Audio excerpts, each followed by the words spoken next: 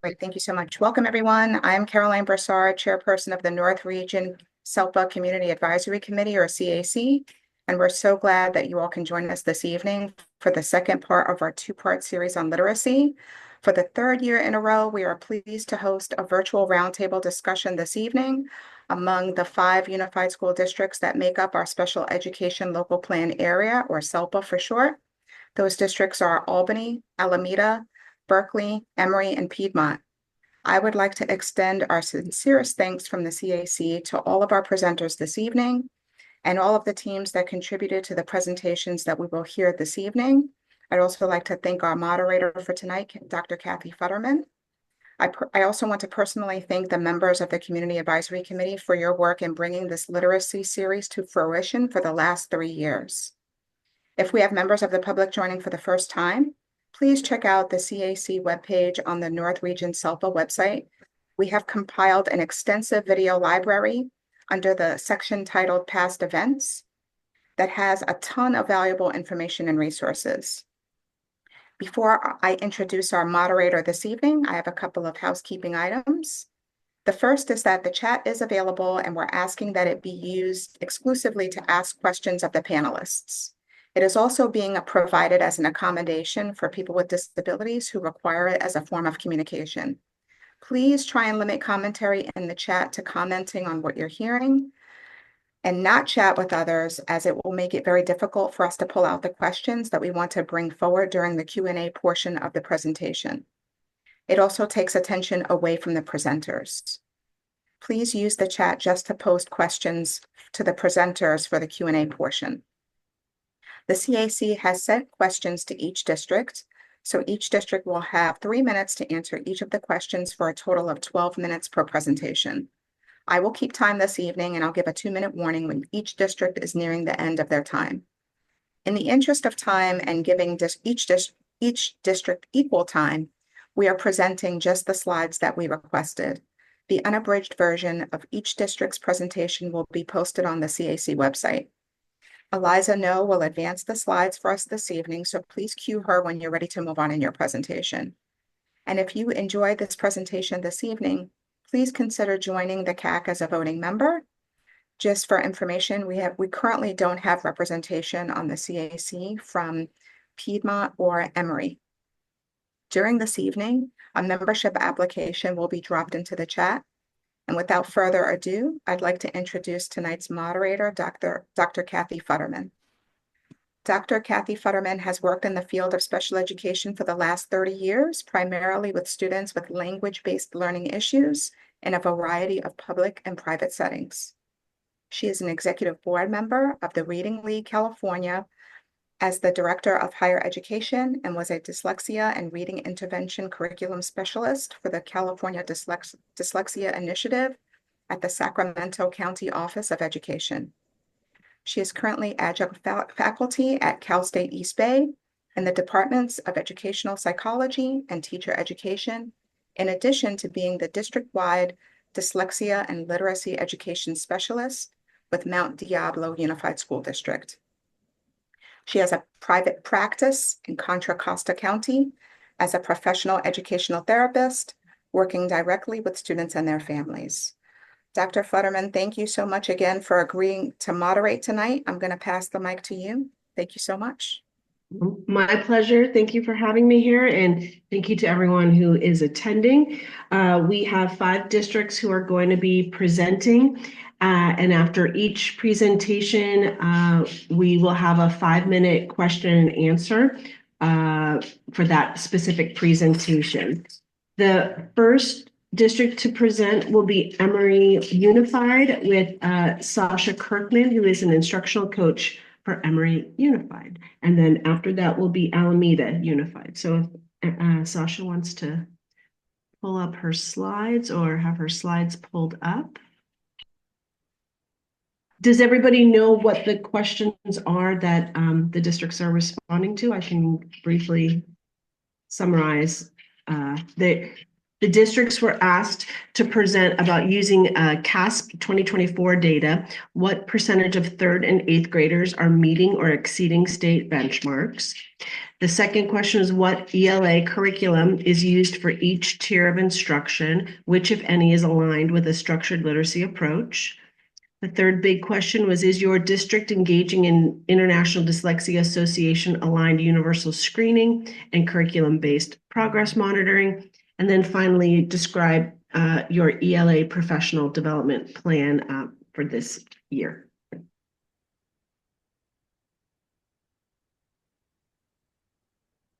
Sasha is ready. Hello. Help you if I unmute. Hi, everyone. It's so good to be here. My name is Sasha Kirkman. I'm representing Emory Unified today, and yeah, it's great to be here. So I'll just get started. First of all, I just have to just lead with just a disclaimer here that the data that you're looking at actually is raw data. So for the final change year over year, that was just an oversight. So my apologies on that, but I will just sort of give you some highlights of the data and a little bit of our district, and then we'll move on to the next slide. So Emory, as you know, is a very small district. Our enrollment is 627 students K through 12. So you know that our data is very affected, very variable because of the size, the small size of our district. But at Emory, our really focus is on excellence, equity, and engagement. So, you know, excellence in terms of innovative, rigorous, and inclusive curriculum, and equity in terms of having a welcoming and inclusive environment where students feel respected, and the importance of community engagement with parents and other community members. So that's sort of what Emory is focusing on and is important. So some highlights from the data where we feel some positive steps is that, for example, African American eighth graders made sort of a 30% increase in their ELA data. So we were really pleased about that. And then some other areas, our Latino third graders, we had a 15% increase year over year. And again, you'll see how the data is got holes in it because of the way that students identify and then also the small size of our district. So for our dashboard overall, which is interesting, is that for elementary and middle, we're in yellow. And for high school, this is for ELA, but for high school, we're in green. So we've really made some strides from the pandemic and feel like we're just building on that. But as you can see, you know, we have a lot of work to do. We need to do a deeper dive into Asian American students and what's happening there. And also students with disabilities and socioeconomically disadvantaged students are flat. So those are areas that we will continue to work on, and we have a plan. You know, we continue to plan to improve instructions and improve outcomes for students so that we can have that data also continue to go in the right direction. So you can go to the next slide. Thank you. So what our curriculum that's used for all tiers of instruction is we're using Reach for Reading, K-5 right now. I wanted to say a note on that because we are also currently choosing a pilot for the fall. So we will be piloting science of reading aligned materials in the fall. So that's one of the actions that we think will really help continue to move students in a positive direction. And then you can see for our tier 1, we have iReady and Accelerated Reader right now in place. And for tier 2, SIPs, RAS Plus, vocabulary, and no red ink, which is a grammar program, not necessarily SOP aligned, but teachers, particularly the middle school teachers, have found that to be really useful with students, where we've seen a lot of growth actually is in the middle school. And tier 3 for individualized support, teachers are using SIPs, and specialists, of course, are using SIPs, RAS Plus, vocabulary, and Seesaw. And then for the middle school, we have SIPs and RAS Plus, which are more aligned to the science of reading, as you can see. So you can go to the next slide. So in terms of universal screeners and curriculum-based progress monitoring programs, we are using DIBELS K5 right now and this has been in the works here 2 times per year as a screener, K5.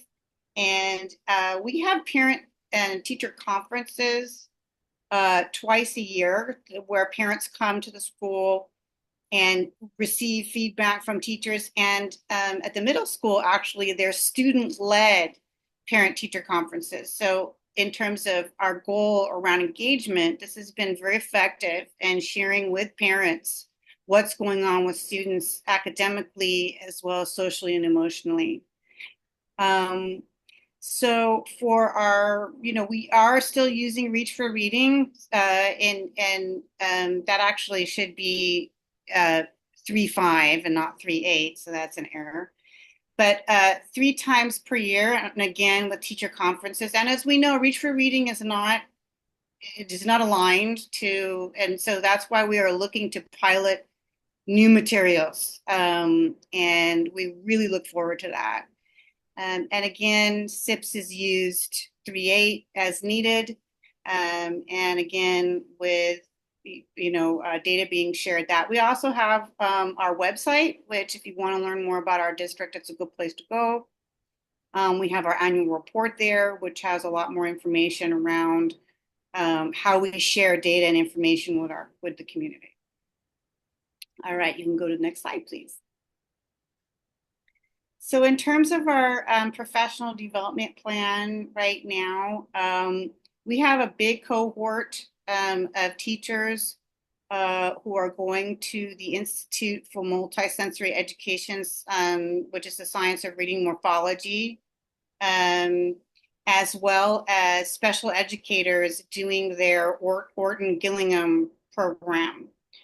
So they're engaged in that. And in terms of, we do provide coaching support. The high school right now is not receiving coaching support, but there's coaching support at the sort of elementary and middle school levels. Right now, the 6th through 12th grade teachers have a needs choice based approach to professional development, which they really, may not be directly aligned. They really have, we've gotten a lot of positive feedback around that. So what we're really looking at is fine tuning the support at the middle and high school, but we've seen a lot of really good growth in our ELA for middle and high school. So we're also trying to both capture the good work they're doing while pushing the envelope, and becoming more aligned and with science of reading as the research has really shown is effective. And then for our admin and support staff, it's programmatic training as needed 2 times a year. So depending, they get overviews and get pulled in so that they are on board with the professional development that the teachers are getting. Okay, you can go ahead to the next slide. The last one, or is there? Yes, and then Alameda, that's it. So that's what I have to offer you today. And I guess, are we doing questions now before we go on to the next district? Yes, I think we have about 5 minutes for questions and answers. There are a couple of questions already in the chat. And thank you for presenting. The first one is, has the district identified a short list of ELA curriculum to pilot next year? Very good question. Everybody wants to know about piloting. Yes, we have. Right now, we're looking at Amplify and Wit and Wisdom. So that's it. And just a note about Wit and Wisdom is a reading core program that then partners with a foundational skills program. So we're kind of cutting the difference there. Amplify is aligned, and the foundational skills are included in that program. But we're also looking at Wit and Wisdom and how that works to have a standalone, because their whole take is, we turn to the experts for foundational skills, so they are a science of reading aligned in that way. So that's been our approach, and so far the teachers are really excited about the pilot because we are really overdue for new materials. So good question. Thank you. Great. And then we have another question. How is SIP's progress monitoring tracked and shared? Is there a universal tool or app that sets goals and tracks gains? Oh, that would be definitely a good suggestion that I can take back to the team. Right now, it really is, because we are very small. Again, you have small teams. So right now it is, shared, obviously amongst teachers. We pass on from grade to grade so that teachers can do that, as well as in ILT, and then with parents at parent conferences. But we do not have right now an app or something like that. But that's an excellent recommendation. We do want to tighten up data collection and how things are reported. So thank you for that. Okay, great. And then just to clarify with the curriculum, with Amplify, is it CKLA that you're going to be piloting? Yes. Okay, great. And then what PD on literacy are you offering your 9th through 12th grade teachers? Right now, again, that is the teachers needs based. So if they feel like they need to learn more about a topic, and they get to choose what they want to do. The teachers were very interested, for example, in project-based learning. So a bunch of teachers did a project-based learning professional development. And then, for example, middle school teacher, the ELA teacher wanted to revamp her curriculum, and so worked with a curriculum expert to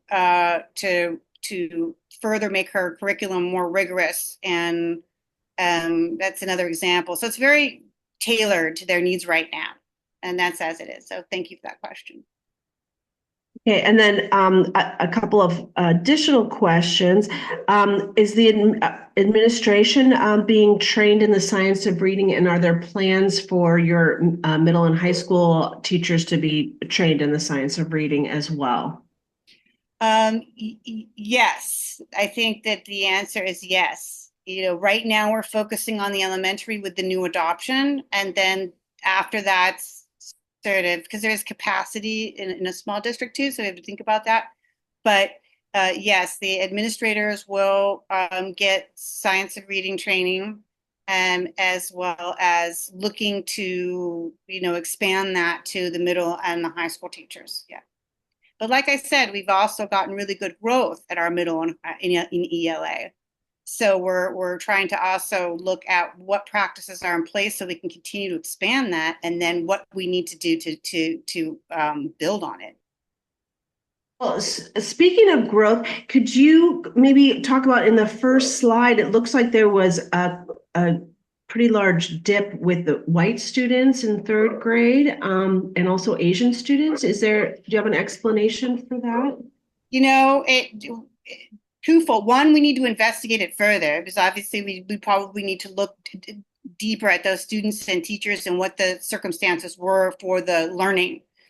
But it also will because our district is so small and it depends on year to year what a student identifies as, sometimes that's also what's going on.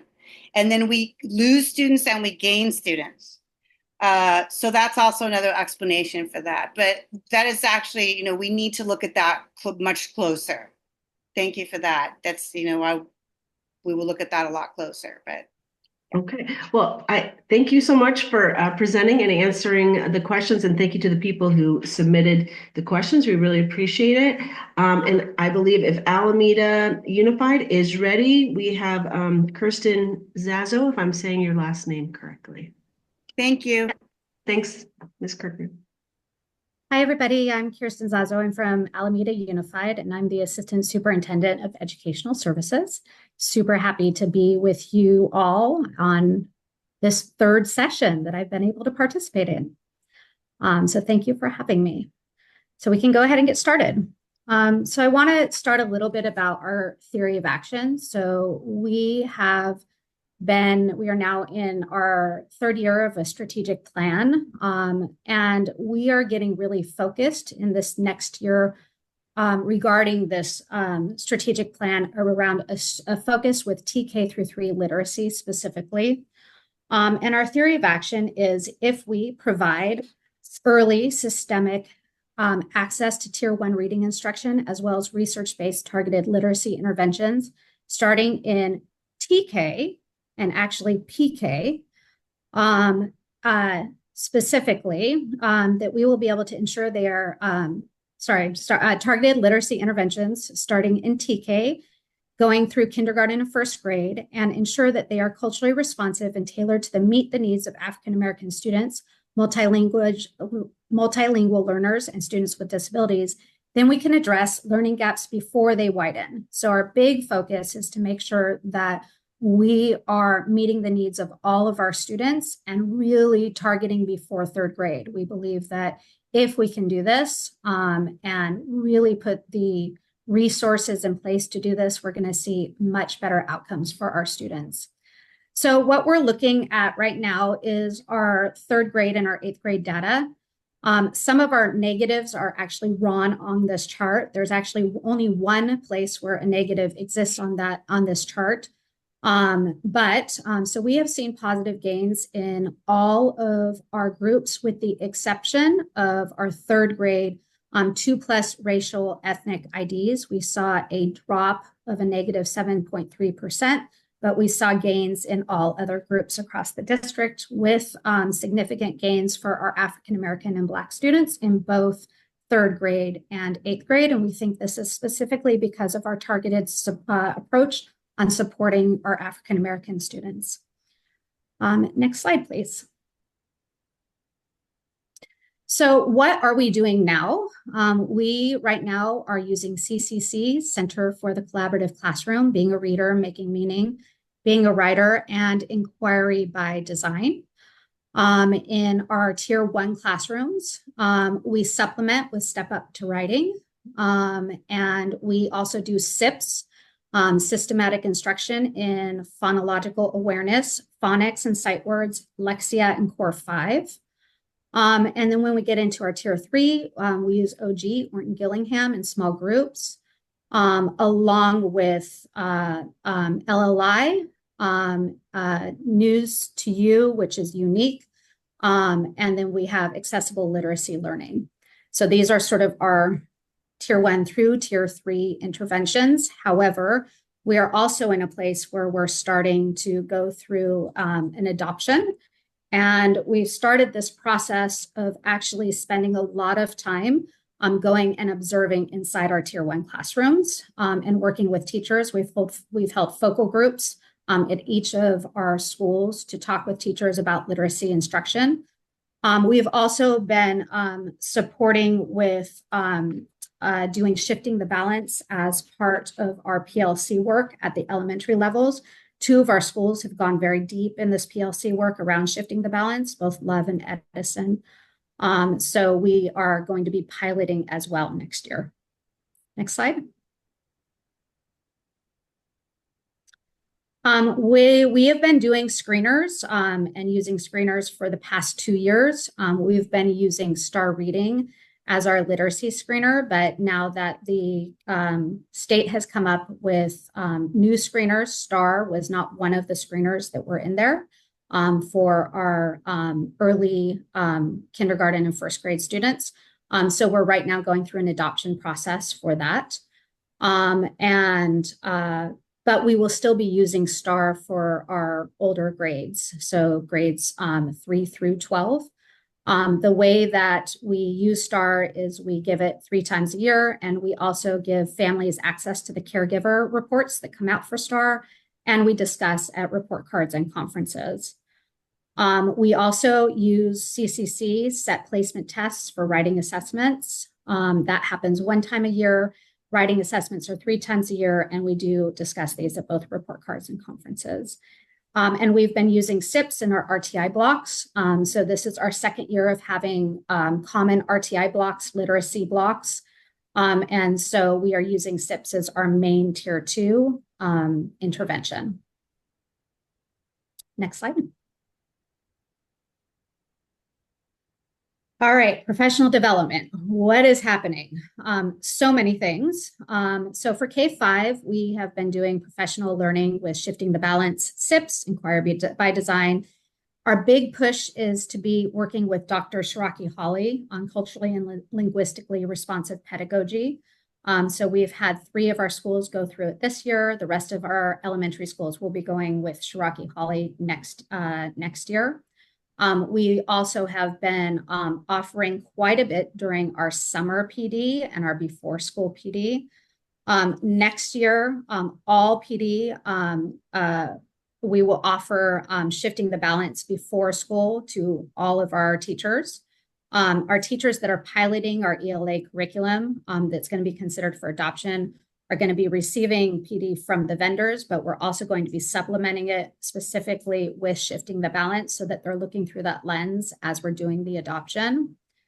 And we are going to have our instructional coaches also pushing into our TK through 3 literacy blocks to really be supporting teachers in the delivery of literacy. Next slide. So that is a lot.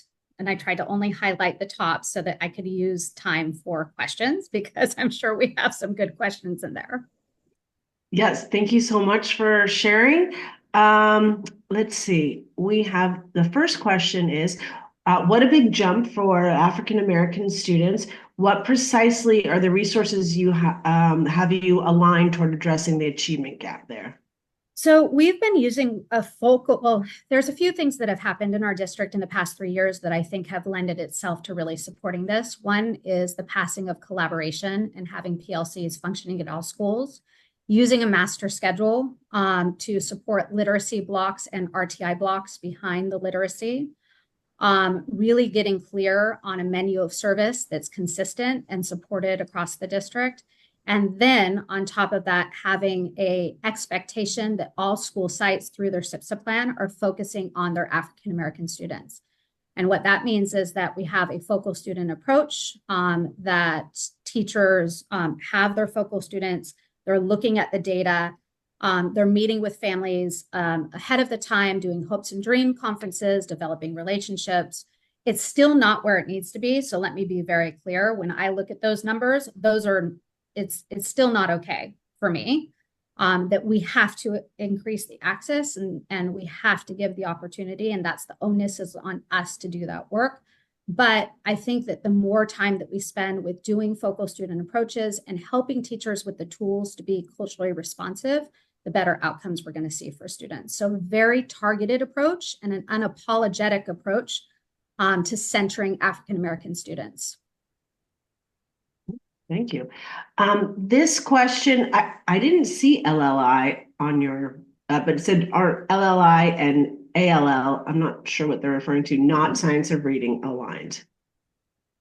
So LLI has been used mostly at the tier 3 when we're finding that we are not making progress with some of our tier 1 and tier 2. So just using an additional resource.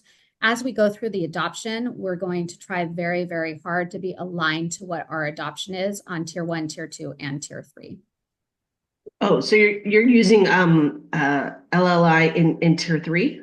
Yeah, tier 2 and tier 3 as supported if SIPS isn't showing that we're getting what we need. If OG is not getting us what we need, then we're also trying to bring in other resources to also support. Okay. And then what gaps in CCC are you trying to address in the new ELA curriculum, and what is your short list to pilot? Yeah.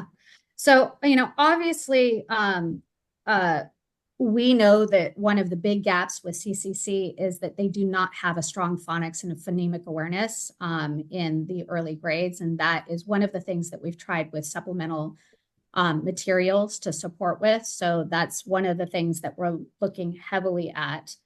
The short list that we're going to be piloting, and we went from 4 now down to 3. So these are the 3 that we will be piloting in the fall, is Benchmark, EL Education, and Wonders. The team decided to move on from American Reading Company just last Friday. So that's where we're moving towards. But beforehand, making sure that we have finished our literacy framework so that we're real clear and our rubrics around what we're looking for and basing it. And we all have been reading Shifting the Balance to support the implementation and the lens that we're looking for through when we're doing the pilots. Okay, great. And let's see. There are many resources we have leveraged to support our African American students, including scholar practices. Oh, maybe this is just responding to all SPSA is name African American students as a student group. We unapologetic. We are okay. So this is just a comment on that. Okay, my team's typing in. Yes, I just know. I just noticed that. All right. Shifting the Balance is K through 2 and 3 to 5, not necessarily applicable to all teachers. Have you thought about other book clubs like the Melissa and Lori 50 Qs? So one of the cool things that's happening is that Shifting the Balance is actually coming out with a second book that's aimed more towards upper grades. So when we move into next year, we're actually going to use that to supplement the regular Shifting the Balance. So we want to sort of build off what's already happening in the early grade Shifting the Balance. So we're excited about the new book coming out that's aimed more towards upper grades. Okay, great. And then, I didn't notice this, so maybe it's on the first or second slide, but it says, how would you explain the decline by half in special education students who met ELA standards from 3rd grade to 8th grade, particularly if such students are receiving tier 3 intensified literacy and ELA intervention? Can you throw up the slide for me? Yeah, can someone pull up, I believe it's the first slide for Alameda. Thank you. And maybe make it bigger. Yeah, there isn't a decline for our students with disabilities. That's why I'm asking the question. Right. That's why I was like, I didn't recall a decline. Yeah. Maybe they meant between the 3rd grade performance at 30.9% and then the 8th grade performance at 16.9%. Why is there a decline there? So one of the things, as I said, that over the last 2 years, we just started doing master schedules and strategic tier 2 and tier 3 instruction during RTI. So unfortunately, our 8th graders didn't get that. This has been a big shift that we've made in the last 2 years. We're hoping that with the shift that we've made in the early elementary grades, that this will show in the 8th grade going forward. And that's why the strategic focus really on that. And I say PK because we do have a preschool and we're also putting energy into the preschool around the same focus. The focus for PK through 3 will help also our students in 8th grade. But it is a place that we are strategically doing some other supports moving forward for our students with disabilities in the middle and high school level. Yeah, so has there been an examination of your tier 3 intervention for So, and I'm middle? going to be very transparent. One of the Yeah. big things is that we don't have RTI blocks in our middle schools. So one of the things that we think has made a big difference is having an RTI block, a dedicated RTI block in the elementary level. So one of the things that we're looking at is actually shifting the schedules of our secondary schools to have RTI blocks. Our high schools have, through a waiver process, built some of this in. We want it to be consistent middle through high school to have the structure of an RTI block. Right. And honestly, I haven't been keeping track of time, so I don't know if we have time for another question or yes. Okay. Let's see. Um, oh, this was also a response. Hold on.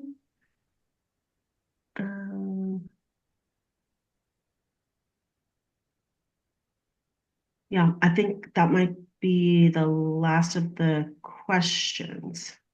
Yes, I think so. Um, Oh, maybe you can explain how LLI is used in tier 3.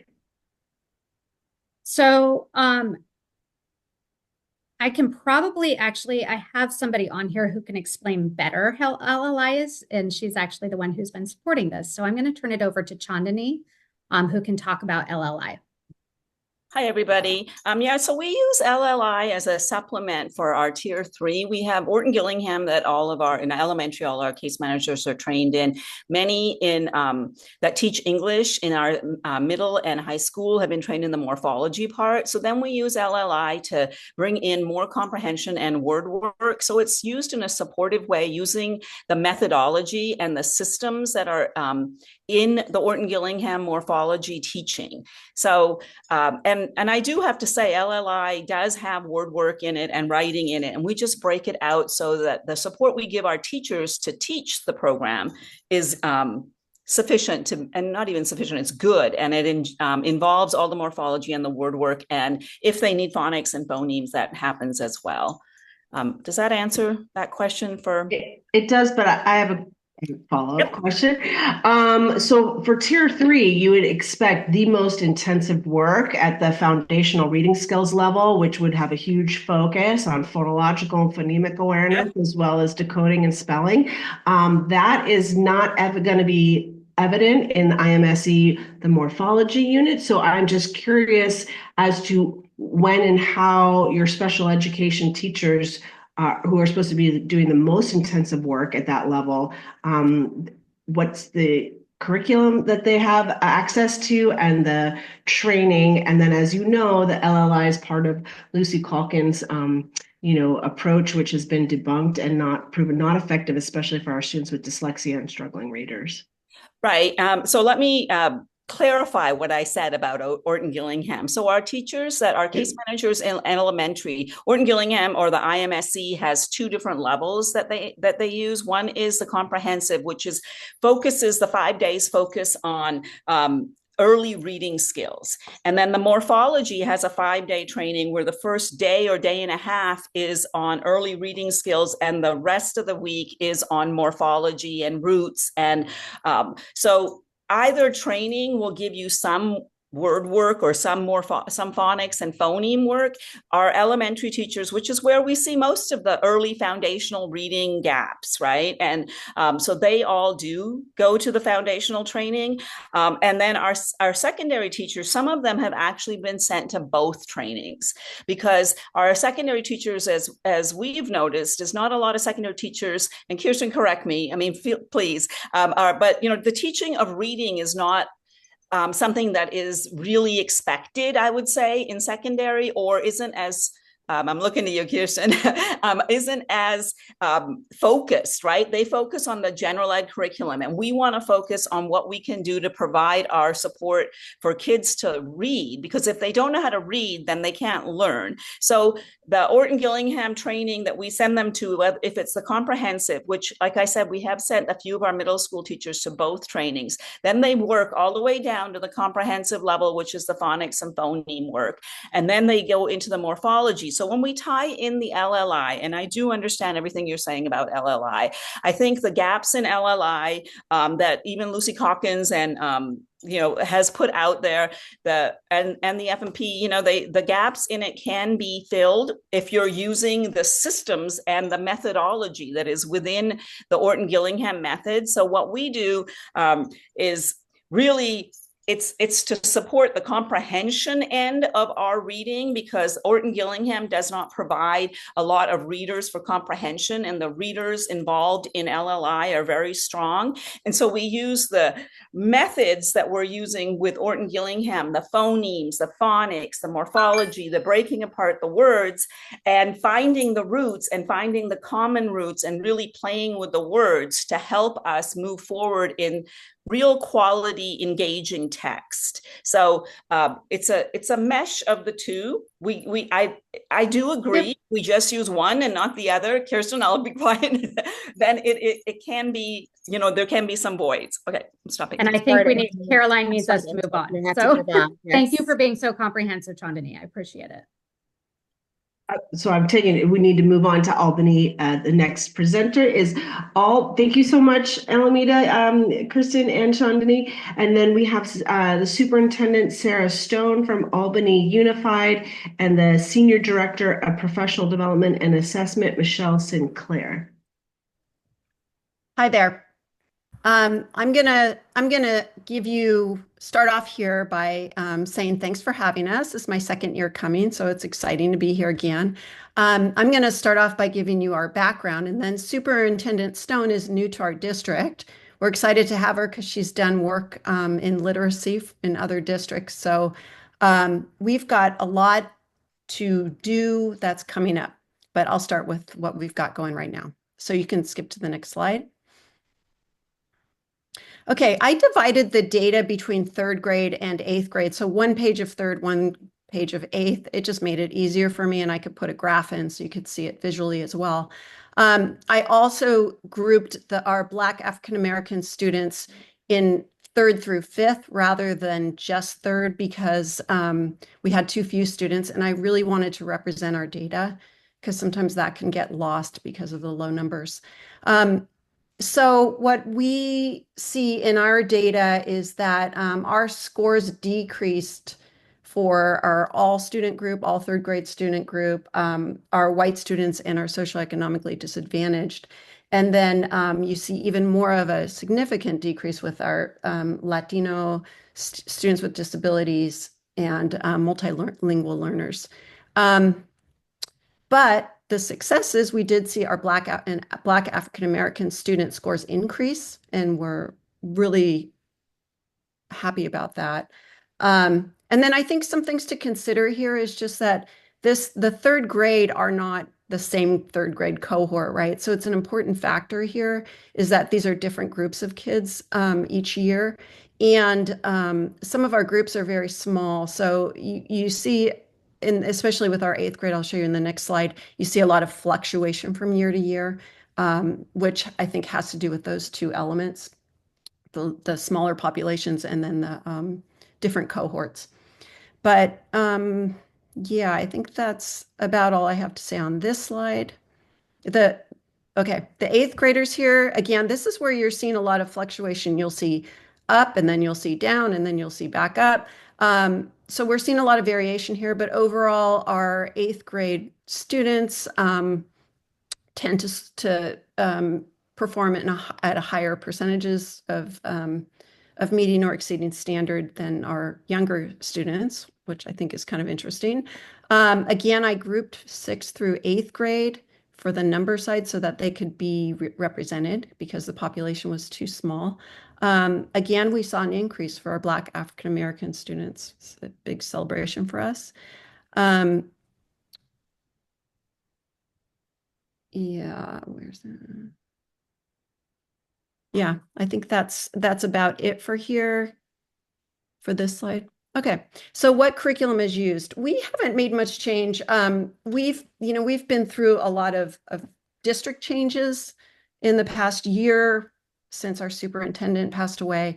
And so we were kind of rolling there, and we started off the year last year with Getting Reading Right through Los Angeles County Office of Ed. And all of our teachers did that training, including some para educators, and our administrators were included, and then all our specialists, like our PE teachers and our science teachers, et cetera. We all went through that training. Oh, sorry, I'm on the wrong page. I'm on the, that's the PD. This one is our, sorry, I'm going to start over on this one. Our curriculum is, unfortunately, that is our curriculum units of study in reading and writing, though I would say that nobody uses it really. We have done a really big push for word recognition curriculum, and we use Foundations. Foundations was brought in, and then our intervention teachers were using SIPs. And then we found SIPs to be much more effective and much easier to use. And so we've started moving SIPs in a little bit more and more. So our Kinder, right now, our TK and Kinder are using Foundations, and then our second and third, and some of our fourth and fifth are using SIPs programs. Also, we supplement with Haggerty, we use secret stories, rewards, quick reads, just depending on what the students need based on the data. And then our special ed case managers use Spire, and they also do some SIPs, some Haggerty, some rewards, some quick reads, again, depending on the student's need. We also use Read Live or Read Naturally, which I'm seeing I didn't put on here, but I think it's important to point out. We do groups of Read Live for students who need practice with fluency and comprehension.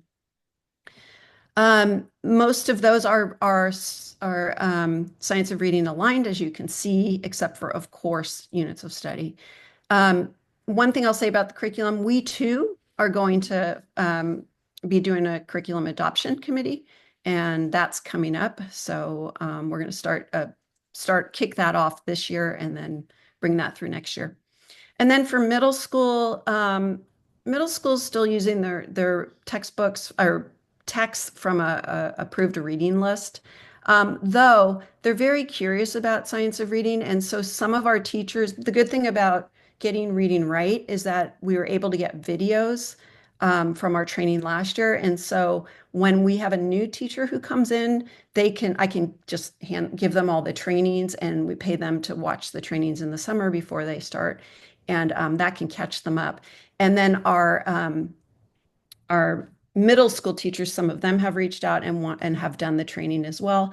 And our reading intervention teachers have done the training. So there are, when I say Getting Reading Right, there's two trainings. There's one that's made for K-5, and then there's another one that's called Upper Grade Getting Reading Right. And that's the one, we just kind of go back and forth with the need for that one. Yeah, that's through Los Angeles County Office of Ed. Okay, slide. Universal screening. So we were using FastBridge, or we currently are using FastBridge for early reading, and then A reading, and then we use the CBMs, and we also use auto reading. And because of the reading difficulty screener requirement, we're in the process of adopting a new screener, and I've been running a screening committee, and that should be decided soon. So far, it's looking like we're going to go with Amplify M-Class. Based on the feedback I'm getting. We do screen 3 times a year. And then we also do screen up to 6th grade with FastBridge, or 8th grade, I'm sorry. We screen through middle school with FastBridge. And families gain access through the Aries portal. We also show data during conferences, and then we use that data for student study teams or IEP meetings, and cost team meetings as well. Okay, slide. Now I'm going to get to the professional development. So this is what I talked about. We did Getting Reading Right, and then we have not done what happened was after we did that training, it was a lot for the teachers, and they said, we need time to process that. We need time to explore the materials because they gave us a lot of resources. So this year we've been having more collaborative teacher meetings where teachers can work with each other and share what they're doing. We have intervention blocks during our school day, and that's where teachers can pull students and give them that targeted instruction that they might need in the classroom, or we provide tier 2 at that time sometimes too. And we have one school who is piloting a WIN program, What I Need. And I've taken a team of teachers a few times to go see Niestrom's model. And so we're trying that out in first grade and second grade at one of our elementary schools. So it's just all kind of experimental this year until we're ready to dive into our curriculum adoption. We were hoping to get our paraeducators trained this year. We have a hard time because they don't have actual embedded professional development days. So I've been offering it to them so that they can do it on their own, but I'd like to get something more cohesive with them. And then let's see. Yeah, our principals also joined a administrator group through LACO. And that was a once a month meeting where they could talk about their plans and how they were implementing it in their schools. Slide, where is that the end? I think that's it. We're ready for questions. Okay, great. Thank you so much. I think there's just a couple of questions. What are you doing for African American students that could be replicated for SED students or other groups where there seems to be declines? Well, this has really been a focus for us. We've done cultural relevancy training, et cetera. I also think us really beefing up, explicitly teaching structured literacy has been a big help. We're not there yet, but we're definitely on the right road. So I think that has helped. And I'll let Superintendent Stone, if you want to join in here. I have a little bit of low bandwidth, but hello, everyone. Thank you. I'm excited to be here. Yeah, I think I would have to say that one of the things that we need to do moving forward is have a more comprehensive data system and a progress monitoring system so we could actually look specifically at where students were, how we're progress monitoring their growth, and then do more of a deep analysis of what worked and why it worked. I just don't think we have the answer to why we're making growth there yet. And I think that as we look at new curriculum and as we look at the screener, we're also looking at a more comprehensive data system where we can kind of look at not just a satellite and map level, but also at a street level at our data and really understand and progress monitor regularly what's working, what's not working, and what do we need to do next. Yeah, because I was just going to ask you with the focal students, it seems like there is a very much an individualized analysis of how they're, where they start from and the progress monitoring. I mean, that's what's supposed to be also happening in special ed and tier 3 and students with IEPs. But I'm just wondering if what you are doing and also Alameda as well with the focal scholars couldn't then also be applied to other groups who are struggling, other groups of students who are in terms of the data analysis. I'm not sure, but I think it'd be wonderful if, as you know, more students could keep making progress.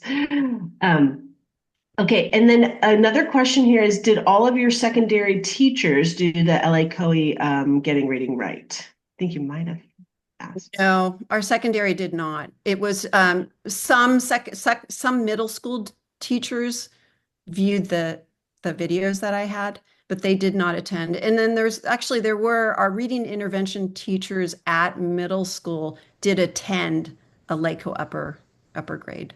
Yeah, because I was going to say, I'm pretty sure they have a series that's just designed for secondary. Yeah, it's very good. And the good thing is that I actually have the recordings. So that's the nice thing as people reach out to me, I can say, well, did you watch the one on, phonemic awareness or what have you.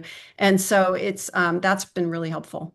Okay, I think great. our biggest issue in Albany is just we've kind of been all over the place. So I'm super excited to have our new superintendent and just streamline everything and start organizing everything, because as COVID hit and we started to realize we needed to lean towards science of reading, we just started buying things, and it's kind of like, yes, we do core phonics. Most teachers use the core reading inventory. Most teachers use it, but not all. It's a lot of that. So we're really hoping to streamline everything. Okay, great. I And would, then I would just, yeah. I was just going to add one thing. One thing that that we've done this year. I've only been here since December, but one thing that we did is I took the principals to the Unbound Ed Leadership Institute, and at that institute, we really actually clarified and got super focused on how we're going to start to build coherence across all of our class and all of our schools. Just kind of to what Michelle was saying, I think one of the things that is a great thing about Albany, but also possibly sometimes not great, is that we have really innovative teachers who want to try new things and do new things, but without that coherence across practices, it's really in others. And so just really getting clear about the tier one instruction. What is our core curriculum? Everybody getting trained on SIPs, so we can use that at a tier one when it's appropriate, and tier two level, and then identifying some tier three strategies and practices. And actually, one thing, Michelle, you didn't mention is that we're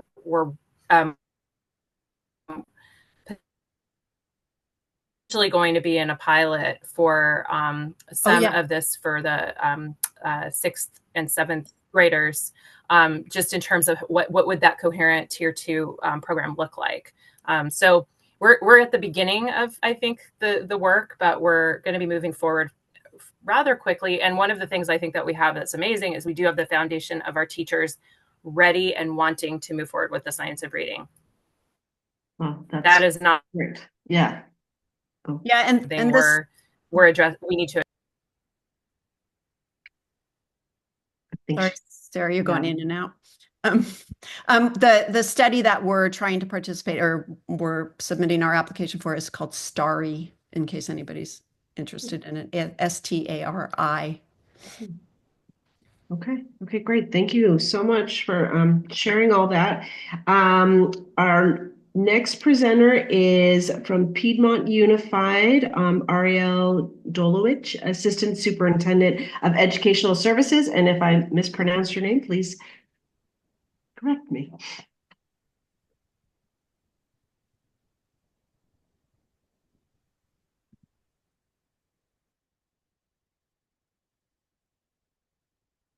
You're up, Ariel. I saw you come back into the room. Welcome back. Great. I was having some connectivity issues, so I'm glad I was able to make it. Thank you. All right. Good evening. Thank you for the invitation. I'll jump right in. So if you look at this data, and if you look vertically, you can see really a decline over the last 2 years. Third grade, a little less significant from 22 to 23, and then more of a decline in 24. And I'll discuss reasons for that recently.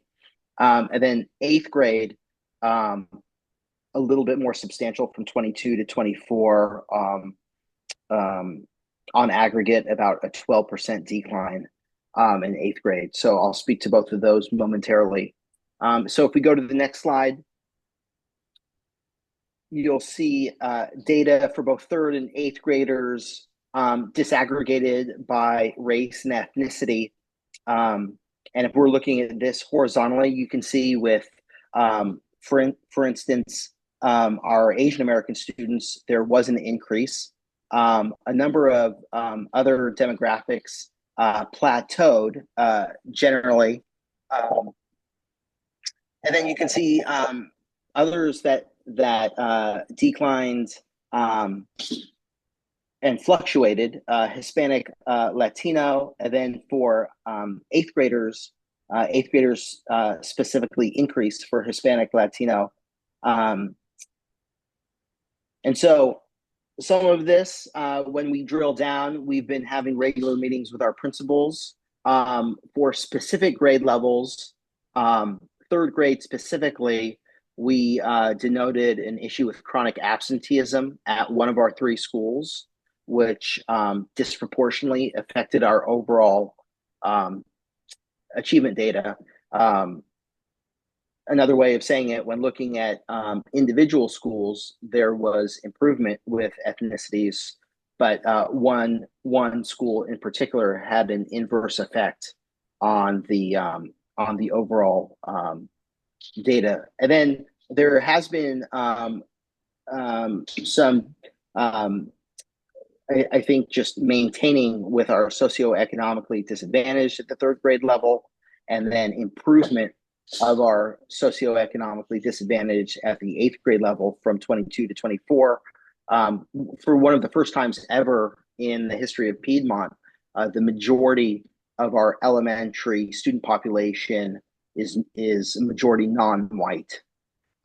So those are recent developments that we're experiencing at our elementary levels, but particularly with leadership change, again, chronic absenteeism specifically, and then changes with curriculum, we have seen some uneven results in the past 2 years. Okay, if you could go on to the next slide. So currently we have units of study, although we are in an aggressive adoption at the moment. So we had a literacy leadership team, which we transitioned to an ELA adoption committee, and that began our year. And we ended up piloting 2 curricula this year, which I'll detail with our adoption process momentarily. Our literacy leadership team added spellography at grades 4, 5. We experienced gaps with word study, particularly in spelling. And so that is a through line for us with from phonics to reading. So 2 years ago, we adopted from phonics to reading. Last year, we adopted spellography as supplementary. And then our biggest professional development, which I'll jump into, has been a partnership with California Reading and Literature Project. We partnered very closely with George Ellis, director out of UC Berkeley. And that served as the foundation for how we're approaching the ELA adoption this year. So we began that partnership with professional development last year, and that's continued this year. And then as you can see with tier 2 and tier 3, we have case managers and specialists implementing and using Orton Gillingham. And we also use Dibbles for strategic grouping and structured literacy routines. On the left, elementary, and then on your right, middle school. And so units of study is district adopted, and we still do use it in middle school level, but we clearly supplement with a novels-based curriculum, as well as a number of virtual licenses that we use. So just wanted to note that distinction at the middle school, and our adoption this year is focusing on K-5. Next slide, please. So this year we expanded Dibbles. Dibbles was K3, and we were using SRI grades 4 through 12. This year we expanded Dibbles grades K5, and then we selected MAP growth from NWEA to replace SRI for our screener, which this year we're administering it twice. And we're looking to expand that 3 times next year. And then we also have from phonics to reading spellography for our elementary grades. And so we do have aligned screeners in place at the elementary level with Dibbles. Next slide.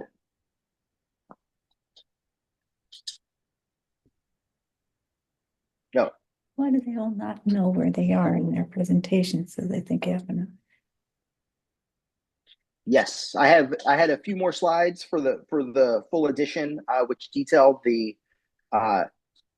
ELA adoption.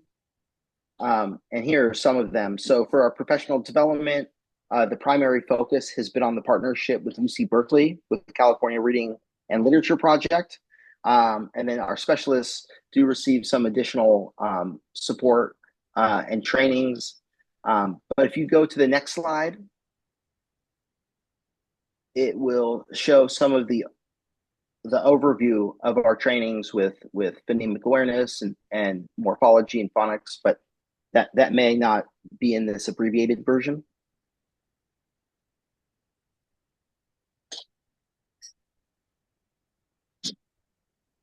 And so that may be the end of my presentation. Okay, thank you so much. It looks like we might only have one question in the chat, but a couple more coming in. The first one was, how did the third graders with disabilities achieve 100% on the CASP score? I think it was the first slide. I don't know if we can go back to that. Let's see.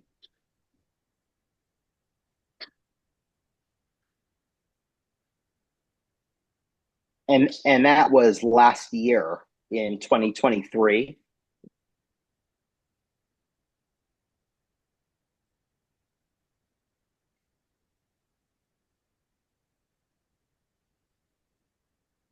Yes, 2023. Yeah. Yes. I'm just looking at it. I don't have an answer off the top of my mind in terms of how it was 100. Whether some students were excluded and there was only a handful of students at the third grade level, but I'd have to check on that and get more information. Okay.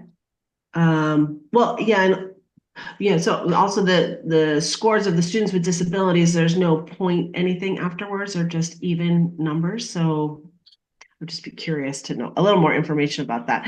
And then there's another question. Piedmont has an unusually relatively high percent of students with disabilities meeting ELA standards compared with other districts. This percent increased nearly 20% for eighth graders. What do you attribute this to? You know, that has been a conversation within our cabinet, and I think there's a perception or a narrative around the services that students are receiving, especially as they transition from elementary to middle. And so, yeah, I don't know if there's more to it than that, but I think there is a larger narrative around some of the services that are provided, and that certain case managers are quite effective at, especially when you go from elementary to middle. But we do see an increase with the students that we're receiving. Do you know the percentage of students with disabilities who are receiving outside private tutoring on top of their services with their IEPs? I mean, just off the top of my head, we approximate usually 50 to 60%. Okay. So a very high number, yes. Yes, I think that would my opinion would partially contribute to that. Okay, great. And then it looks like you have what is this? It looks like you have an error in elementary tier 2 interventions, which you describe as being not science of reading aligned. I don't recall what that was. Maybe we want to pull up that slide. Let's see, which slide? Somewhere in the middle, I would think, at the elementary tier 2 intervention. Oh, when it says you're using Orton Gillingham, DIBELS, and structured literacy routine. So that would be a yes, that you are SOR aligned for tier 2. Thank you. That's a typo. Okay. Thank you to the person in the chat. Okay. And then does Piedmont actually intensify intervention rather than pulling back in middle school? Oh, that's a good question. Well, and actually we're still in we're in year two of having new district leadership, and so we've partnered with our staff around learning center that we offer. And so does it intensify?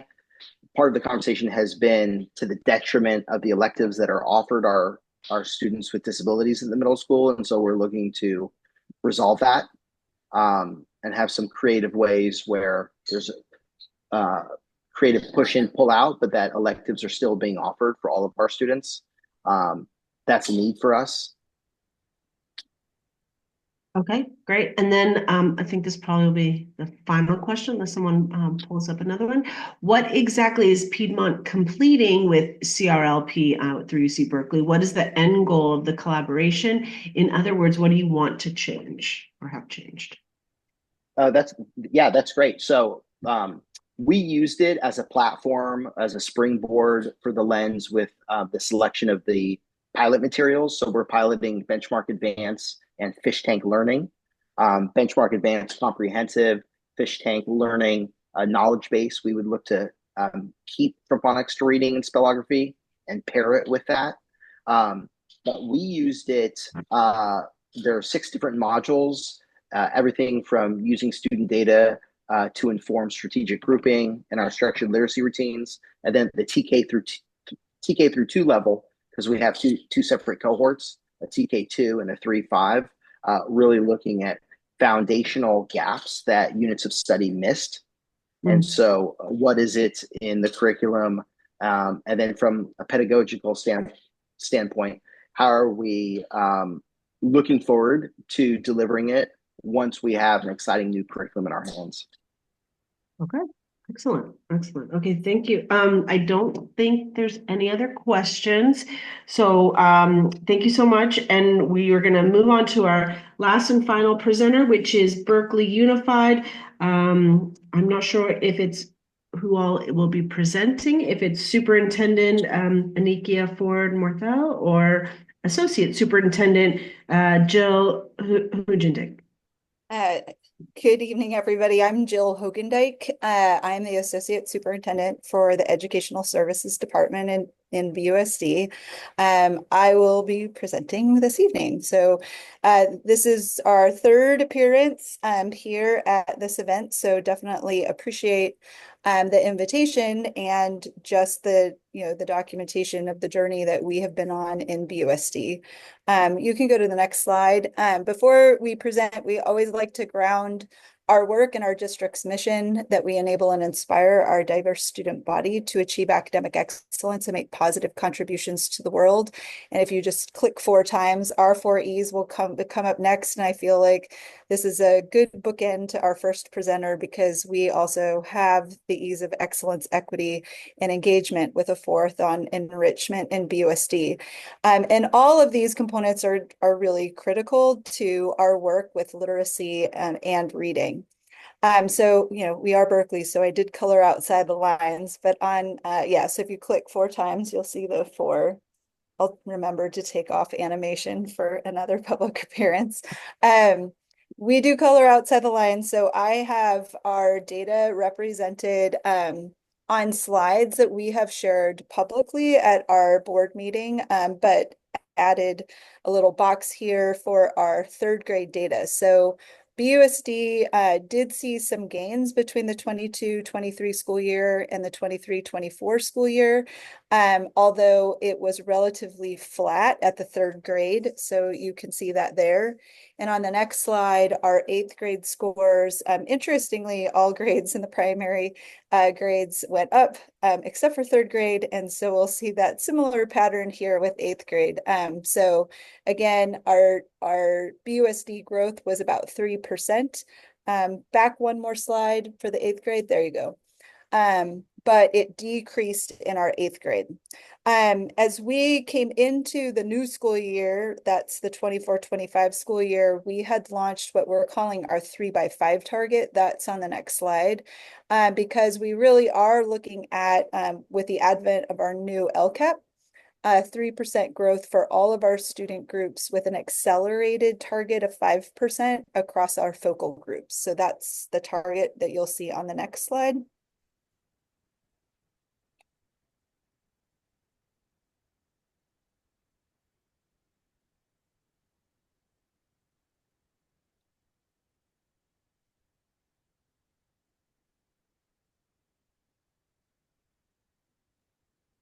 Hold on a sec, I need to troubleshoot.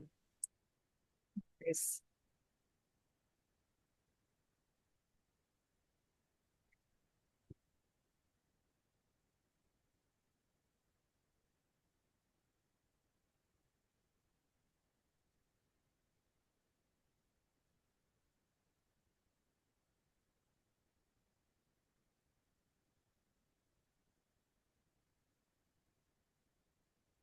There we go.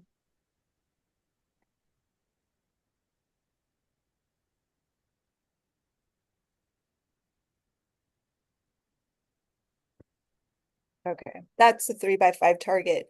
I'm not going to spend a whole lot of time on the next slides, but happy to answer questions because slide 7 has our proficiency rates across our, the next slide has our proficiency rates across our ethnic racial subgroups. And as you can see here, while we did see some growth across many of our ethnic subgroups, there were a couple that were flat or trending downwards with still a significant gap between our African American students and our highest performing groups on that slide. The next slide has our program groups, again, compared to BUSD overall. We see some of our students with some growth, specifically our socioeconomically disadvantaged students and our students experiencing homelessness with some decreases for our students with IEPs and our English language learners. The next set of slides is our ethnic student groups and our focal student groups by each of the grade spans. This slide here is for our Black African American students across each of the grades. And so again, what we're seeing were some pockets of acceleration and then some downward trends across the grade level.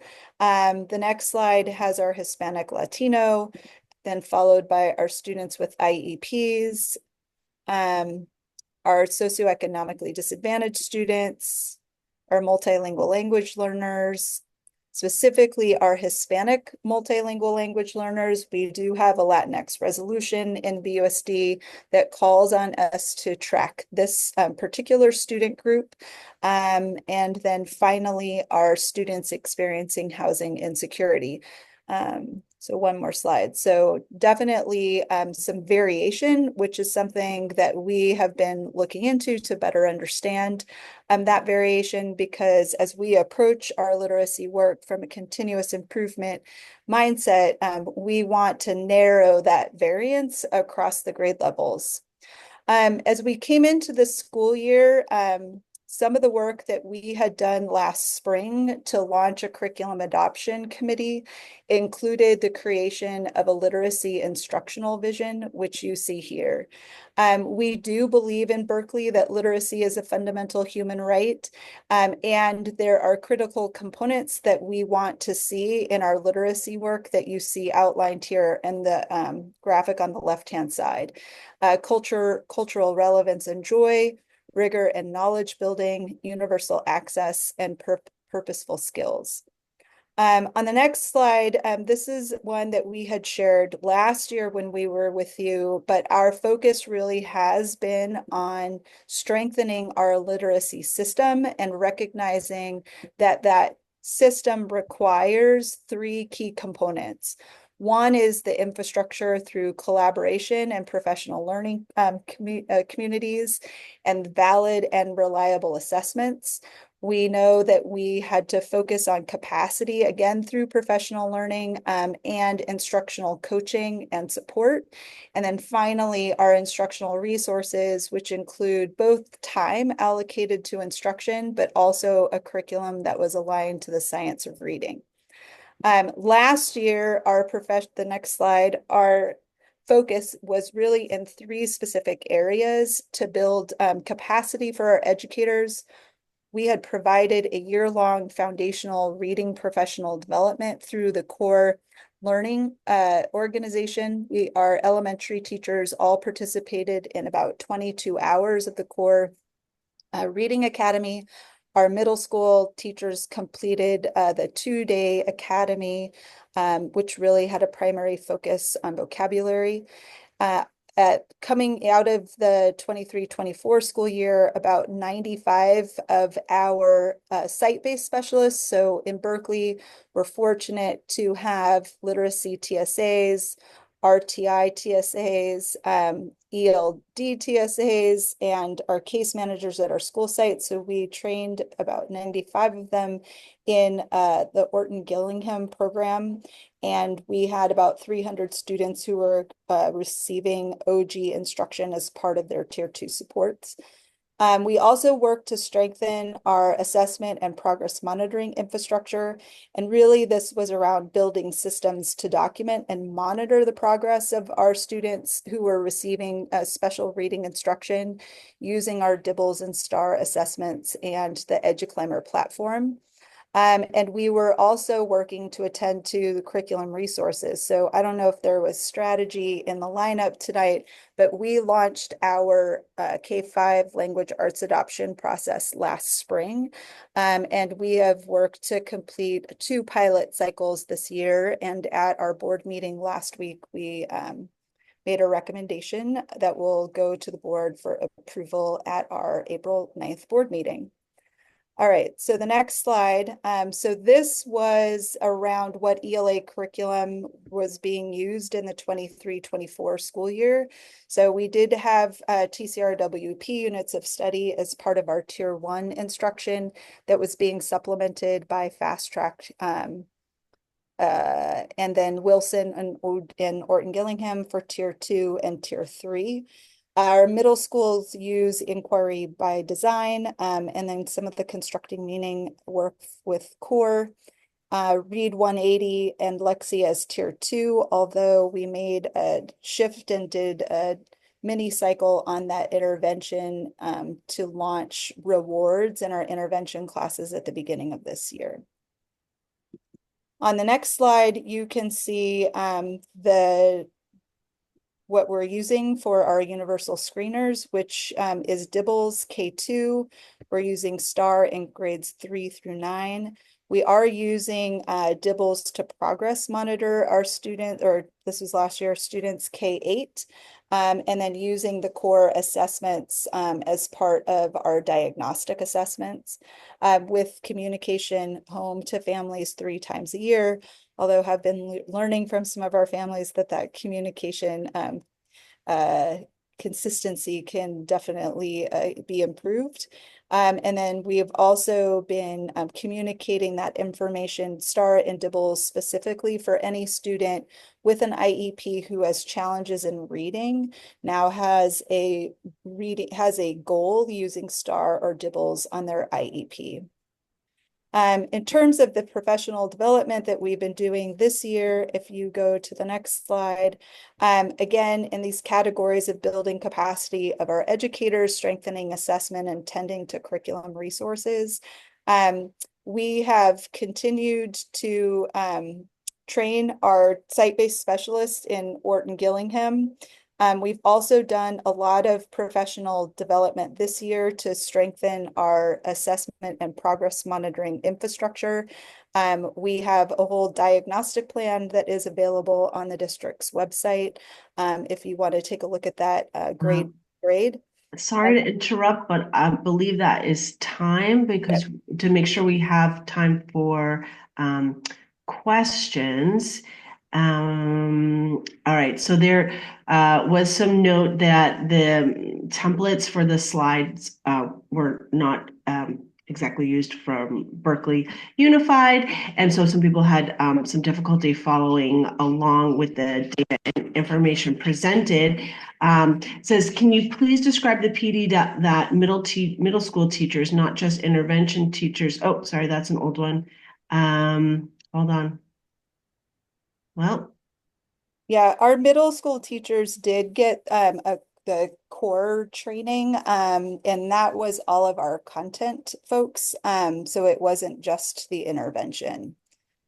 But yeah, I don't know if that was for us. yeah, it does say, what are the plans to support middle and high school teachers in all subjects around literacy? Yeah. Yeah, so we're building foundation for the vocabulary as the specific focus for content, and we will be we've had a specific focus on our elementary grades like some of our other sister districts here. We are a relatively small district, so our focused resources has been on the elementary grades. Now that we are getting ready to launch a new curriculum, will be turning more attention to the general ed classrooms at the middle school. Okay, thank you. It says the presentation states at middle school tier 3, students are receiving Wilson and Lexia. Can you explain why some middle school tier 3 students are receiving IMSE OG in level 1 and other IMSE morphology? That's going to depend on what the student's area of need is, based on that screening assessment. And then we administer that DIBELS assessment to get a more refined sense of what the student needs. So we're really working to target the intervention based on the need. Okay, and then another question said, did another presenter say that STARS is no longer supported by state recommendations, or was it for a specific grade? Looks like BUSD is using STARS for grades 3 through 9, maybe STAR testing. Yeah, we're using STAR as a screener. The state requirement is for the primary grades, but for any student that is scoring below benchmark on STAR, we do assess them using DIBELS. Okay. All right. Are there any other questions for Jill and Berkeley Unified? Let's see. Thank you for clarifying that. Okay, I think we're supposed to end in 2 minutes. I don't know if I don't believe there's any other questions. So thank you to all of our presenters tonight and for all of the presenters answering the questions on the fly. We really appreciate everybody's preparation to come Just a here second, and Kathy. present. If anybody has a question, we have 2 minutes left. I know it's hard to type in the chat quickly. If you want to come off of mute, if you want to raise your hand and ask a question, you have 2 minutes left. Sure. Are people going to be able to get the slides? This recording is going to be posted on the CAC webpage in probably a week or two, maybe sooner. Eliza, yes. I wanted to ask for BUSD, how will high school be supported? Yeah, we're already starting that work. We had to lay the groundwork for some assessments. The high school was not using any kind of screening assessment for students. So we piloted a couple of assessments last year. And this year we have launched using STAR in grades 9 and 10. So working with the high school team to make sure that we've got those assessments administered, and that all of the students are receiving that, and then working with classroom teachers to identify students who may be in need of intervention. So we are starting with the building blocks of assessment. Right, and it says, to what extent is curricular assessment for IMSE being used to place a student in literacy intervention? If the case managers are not using DIBELS, what is used?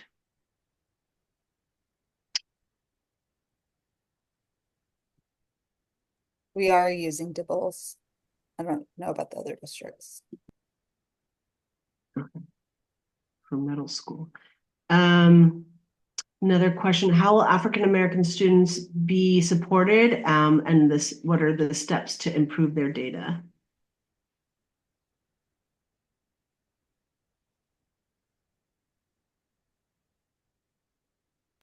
Oh, sorry, Jill, that's for you. This is still, we're still on Berkeley. Sorry, Yeah. I didn't know if Yes. this was like, yeah.